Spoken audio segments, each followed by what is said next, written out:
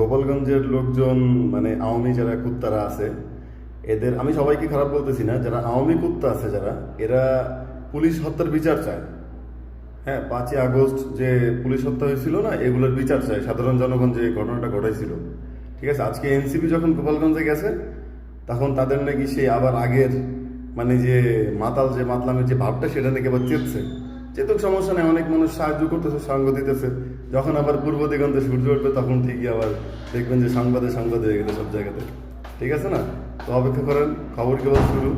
আর একটু পরে খবরের মোটামুটি ফাইনাল খেলাটা জানা যাবে আসলে কি হইতেছে, কোথায় কি হচ্ছে না হবে।